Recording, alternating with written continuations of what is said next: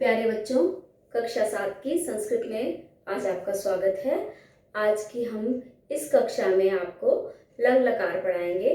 Lung लकार जिनका पठन आपने अपने पाठ 2 में, पाठ 3 में और पाठ 4 में किया है।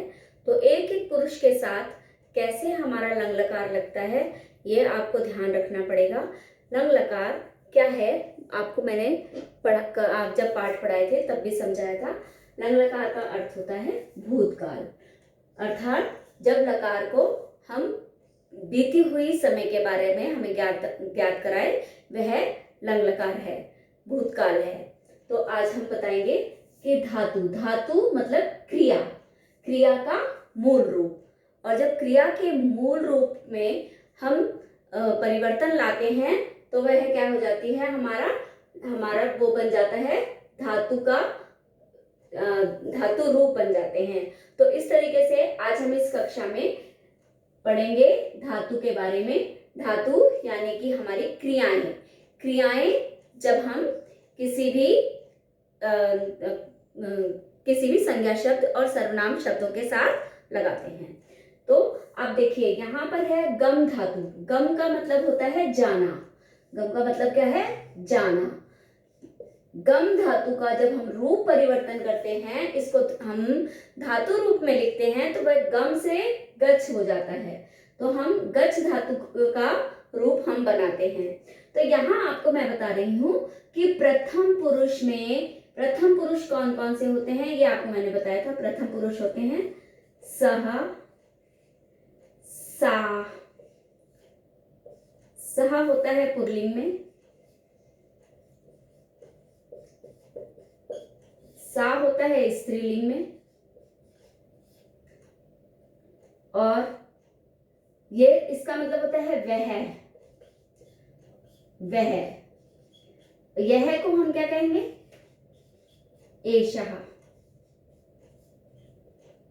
और एषा। इसी तरह से नपुंसक लिंग में हम कहते हैं तत्, एतत्। तत् मतलब वह और एतत् मतलब यह। और इसी तरीके से हमारा एक वचन सह, द्विवचन तौ, और बहुवचन में ते, इसी में सा, ते, तहा। एषा का हो जाएगा एतौ, एते, और इसमें हो जाएगा एते, एतः। और वैसे ही तत् है, तत्, ते, तानी, और एतत्, एते, एतानी। तो आपको ये ध्यान रखना है कि ये कौन सा वचन है, एक आपका एक वचन, द्विवचन और बहुवचन। तो इनको ध्यान रखना है। संज्ञा ये सर्वनाम शब्द हैं, और ये संज्ञा शब्द क्या होंगे, राम, लता इत्यादि। जब भी हम यह या वह के साथ प्रथम पुरुष का प्रयोग करते हैं तो क्रियाओं में परिवर्तन नहीं होता, चाहे वह सह है या चाहे वह एषा है, चाहे वह सा है या एषा है। एषा है तो जैसे अगर हम सह, वह जाता है, तो वह जाता होगा सह गच्छति। अब यहाँ हम आपको बता रहे हैं कि हम भूतकाल के बारे में पढ़ रहे हैं, तो भूतकाल के बारे में क्या होगा, वह गया। तो वह गया होगा तो क्या होगा, सह अगच्छत्। तो इसका मतलब क्या हुआ कि प्रथम पुरुष में जब भी सह या सा या एषा है तो अगच्छत् ही आएगा। या राम गया तो क्या हो जाएगा, नाम आ रहा है तो रामः अगच्छत्। राधा गई तो क्या हो जाएगा, राधा अगच्छत्। मतलब क्रिया का यही रूप लगेगा। इसका मतलब क्या है, वह गया। समझ में आया, वह गया। इसके बाद आप ये देखिए, जब ये मैंने आपको बताया अगच्छत एक के लिए आया। अब दो हैं, वे दो गए, तो क्या होगा? अगच्छताम,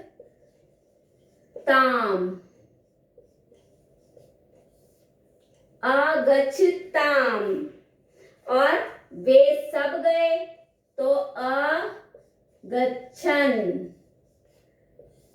तो आप इस तरह से ध्यान रखेंगे कि जब भी प्रथम पुरुष की आपके पास संज्ञा या सर्वनाम है तो प्रथम पुरुष जो हिंदी में हम जिसे अन्य पुरुष मानते हैं, यह वह संज्ञा के कोई शब्द, राम, लता, तो ये सारे हमारे प्रथम पुरुष के अंतर्गत आते हैं। तो उनके बारे में अगर बात होगी तो प्रथम पुरुष एक वचन है, एक जना है तो एक वचन की क्रिया लगेगी। दो हैं तो द्विवचन की क्रिया लगेगी। और दो से अधिक हैं तो वहां पर बहुवचन की क्रिया लगेगी। इस तरीके से हमें ये बात ध्यान रखनी है कि अगर हमारे पास पुल्लिंग, स्त्रीलिंग कोई भी है शब्द तो उसमें क्रिया शब्द यही आएगा। पुल्लिंग है, स्त्रीलिंग है, प्रथम पुरुष का कोई भी है तो भी हमारे पास क्रिया शब्द में यही आएगा। अगर गच्छ है, गच्छ धातु दिए तो क्या हो जाएगा? अगच्छत, अगच्छताम, अगच्छन। अगर गच्छ की जगह हमारी पठ धातु है तो पठ धातु है तो भी ऐसे हो जाएगा, अपठत, अपठताम, अपठन। अगर वध हो गया, कोई सी भी धातु, मैं आपको बार बार बता रही हूँ, कोई सी भी धातु है तो अवदत, अवदताम, अवदन। इस तरीके से हमारे जो हैं भूतकाल की मतलब कि लंग लकार प्रथम पुरुष आपको इस तरीके से इस धातु के द्वारा हमें बनाने हैं, एक वचन, द्विवचन और बहुवचन में। तो इनको जब हम रूप लिखते हैं तो हमें ये ध्यान रखना पड़ेगा कि लकार हमारा कौन सा है। लकार को ध्यान रख के ही हमें क्रिया शब्दों का, क्रियापदों को संज्ञा या सर्वनाम शब्दों के साथ जोड़ना होता है। तो यह वह ये सब सर्वनाम शब्द हैं, राम, लता, ये सब संज्ञा शब्द हैं। तो हमें इस बात का जरूर ध्यान रखना है कि प्रथम पुरुष के साथ में हमेशा प्रथम पुरुष की ही क्रिया लगेगी, वचन चाहे कोई भी है। और हमें ये भी ध्यान रखना पड़ेगा कि समय का प्रयोग कौन सा हो रहा है। समय का प्रयोग यानी कि भूतकाल के बारे में बात हो रही है। तो कई बार बच्चों की गलतियां क्या होती हैं कि भूतकाल के वाक्य में जब वो अनुवाद करते हैं तो वो हमेशा वर्तमान काल क्रिया में परिवर्तन कर देते हैं। जैसे अगर हमने दिया हुआ है सह पठती तो वह होगा वह पढ़ता है, और सह अपठत तो उसने पढ़ा। तो यहाँ पर क्रिया में परिवर्तन हो गया है कि एक समय हमें पूछा जा रहा है कि वह पढ़ता है, मतलब इस समय वर्तमान काल है, और उसने पढ़ा तो सह अपठत मतलब उसने पढ़ा, तो वह इसका अर्थ यह हो गया। तो आप जब भी धातुओं को क्रियाओं में बदलते हैं तो किस तरीके से बदलेंगे ये आपके सामने है। और ये धातुएं आपको किस तरह से संज्ञा या सर्वनाम शब्दों के साथ लगानी है तो उसमें आप ये ध्यान रखेंगे कि ये कौन सी समय को हमारे बता रहा है। तो लकार समय का बताना कैसे पता चलेगा? लकार से। तो हम लकार को जरूर देखेंगे कि कौन सा लकार है इस समय, तो ये कौन सी क्रिया है, ये कौन सी क्रिया को बता रहा है। लकार देख के हमें पता चलेगा ये कौन सा समय है, तब ये किस तरीके की क्रिया है और ये किस तरीके समय का वाक्य है। तो उस वाक्य को हम कैसे पहचानेंगे? लकार को देख के हम वाक्य को पहचानेंगे। इसके बाद आगे का आपका आएगा, ये तो मैंने आपको प्रथम पुरुष एक वचन में बताया। इसी तरीके से जब हम बीते समय की बात में सामने वाले के लिए कर रहे हैं तो सामने वाले के मैंने आपको पहले भी बताया था कर्ता कौन से होते हैं। मध्यम पुरुष में कर्ता होते हैं त्वम मतलब तू, त्वम के बाद युवाम और तुम दो। युवाम का मतलब है तुम दो और यूयम तुम सब। अब जब हमारे पास कर्ता शब्द ये दिए हैं मध्यम पुरुष के सामने वाले के लिए, तो हमारे लिए क्रिया रूप क्या हो जाएंगे उसके? तो जब जहां पर दिया है अगच्छत, अगच्छताम, अगच्छन, तो ये हमारे प्रथम पुरुष के हैं। मध्यम पुरुष में क्या हो जाएगा? अगच्छ। ये हमने पाठ 3 में पढ़ा था। अगच्छ आपकी पुस्तक का पाठ 3 है, उसमें मध्यम पुरुष हमने पढ़ा था। तो हमने इस तरह की क्रियाएं पढ़ी थी। अगच्छ, अगच्छतम,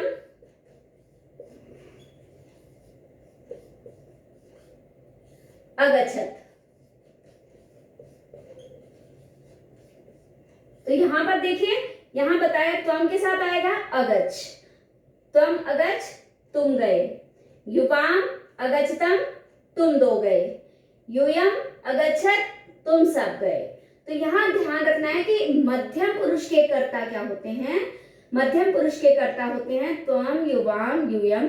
जबकि प्रथम पुरुष में मैंने आपको बताया प्रथम पुरुष के कर्ता हैं सह, सा, एषः, एषा, राम, लता। तो जब इस तरीके के शब्द हैं तो आप देखेंगे कि ये सारे जो हैं प्रथम पुरुष के कर्ता हैं, जबकि मध्यम पुरुष के हैं त्वम, युवाम, यूयम, और इनके साथ अगच्छ, अगच्छताम और अगच्छत इस तरह से क्रिया में लगेंगे। अब इसके बाद आपको देखिए हमारा आता है उत्तम पुरुष। उत्तम पुरुष का मतलब है हमारा अपने लिए जब हम बात करते हैं, ठीक है, तो ये है उत्तम पुरुष के कर्ता होते हैं अहम मतलब मैं, आवाम हम दो, वयम हम सब। ये हमारे उत्तम पुरुष के कर्ता हैं। अब देखिए उत्तम पुरुष के जब कर्ता आएंगे तो क्या हो जाएगा? जब हम अहम मतलब एक वचन की बात करेंगे तो अगच्छम,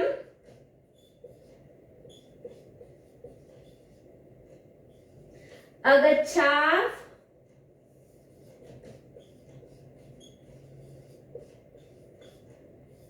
और अगच्छाम।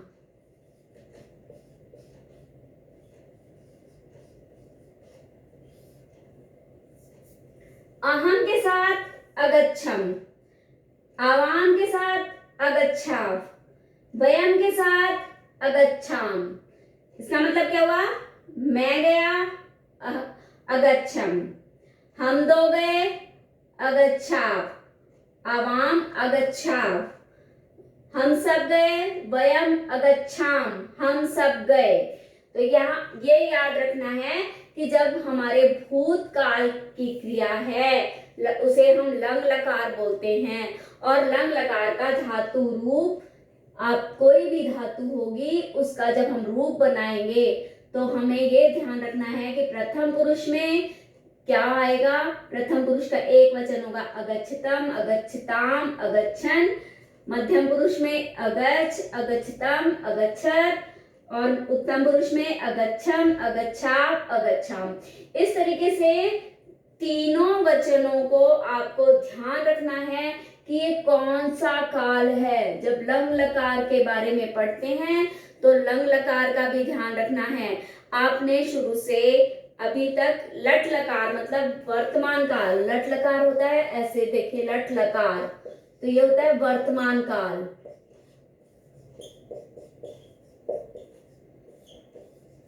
तो हमने अभी तक पढ़ा था गच्छति, गच्छता, गच्छन्ति, गच्छसि, गच्छता, गच्छत, गच्छामि, गच्छावा, गच्छामः। तो ये हमने क्या पढ़ा था? कौन सा वाला लकार है? वो हमने पढ़ा था लट लकार। अब हमने अपनी पुस्तक में कौन सा पढ़ा है? लंग लकार, यानी कि भूतकाल, बीता हुआ समय। तो उस समय को याद रखते हुए आपको उनके बारे में आपको धातु रूप बनाना है। तो किस तरीके से बनेगा? वो इस तरीके से बनेगा, चाहे कोई सी भी धातु है तो आपको धातु रूप बनाना है। तो कैसे बनेगा? प्रथम पुरुष के साथ में देखेंगे, एक वचन है, द्विवचन है या बहुवचन है, तो आपको कैसे बनाना है? मध्यम पुरुष है, उत्तम पुरुष है।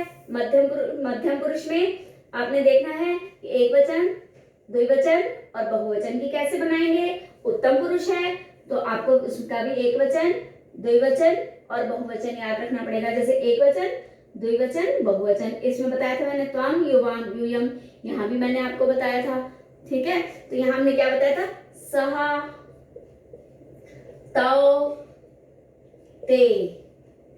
ऐसे ही स्त्रीलिंग है तो सा, ते, तहा। तो ये आपको पता चलना चाहिए कि पुल्लिंग के साथ में ये लगाया और स्त्रीलिंग के साथ में भी ये लगेगा। सहा अगच्छत वह गया, सहा अगच्छत वह गई, तौ अगच्छताम वे दो गए, ते अगच्छताम वे दो गईं, ते अगच्छन वे सब गए, ता अगच्छन वे सब गईं। तो स्त्रीलिंग पुल्लिंग के साथ में भी वही क्रिया वही लगती है, चाहे स्त्रीलिंग हो चाहे पुल्लिंग हो, क्रिया वही लगती है। क्रिया का शब्द आप वही लगाएंगे अपने कर्ता के साथ। तो ये ध्यान रखना है कि कर्ता कौन सा कर्ता है, एक वचन का है, द्विवचन का है, बहुवचन का है। तो उस कर्ता को पहचान कर वही वचन उसके साथ में लगाएंगे। साथ के साथ आपको ये भी ध्यान रखना है कि कर्ता कौन से पुरुष का है, प्रथम पुरुष का है, मध्यम पुरुष का है या उत्तम पुरुष का है। तो उसी के अनुसार आप अपनी क्रिया का प्रयोग करेंगे वाक्यों को बनाते समय। इसलिए ये शब्द रूप आपको, ये धातु रूप मैंने आपको समझाया है जो आप कर्ता के साथ, शब्दों के साथ प्रयोग करते हैं संस्कृत में। तो इसको ध्यान में रखकर आप जब अपनी प्रैक्टिस करेंगे तो आपको ध्यान रखना है, अगर हमने पठ धातु का बनाना है तो क्या हो जाएगा यहाँ पे, अपठत, अपठताम, अपठन। ऐसे ही अपठ, अपठतम, अपठत, अगत, अपठम, अपठाम, अपठाम। तो इस तरह से हमें अपने रूप, धातु रूप बनाने हैं। तो ये हमने आज पढ़ाया आपको कि लंग लकार में धातु रूप किस तरह से होते हैं। लंग लकार का धातु रूप आप इससे याद करेंगे, इसे समझेंगे और आपके पुस्तक में पेज नंबर 105 पे जो रूप दिए गए हैं उनको ध्यान देंगे कि किस तरीके से हमारा ये आपका, हमने लंग लकार और लट लकार आपने पिछली कक्षा में पढ़ा था, लंग लकार हमने इस कक्षा में अभी आपको पढ़ाया है। और इसके बाद हम आपको लिट लकार भी पढ़ाएंगे जो भविष्य काल का बताएगा। तो इसका मतलब हमने 2 काल पढ़ लिए हैं, वर्तमान काल पढ़ा है और भूतकाल पढ़ा है। तो दोनों कालों को क्या कहेंगे, लट लकार और लंग लकार। लंग लकार आपने पाठ नंबर 2 में, 3 में और पाठ नंबर 4 में हमने एक एक आपके पुरुष के साथ पढ़ा है। तो ये इस तरीके से हमारा पूरा धातु रूप इससे कंप्लीट हो जाता है, जिसे हम याद करेंगे और अच्छे से समझेंगे। आप इसकी प्रैक्टिस करना। धन्यवाद।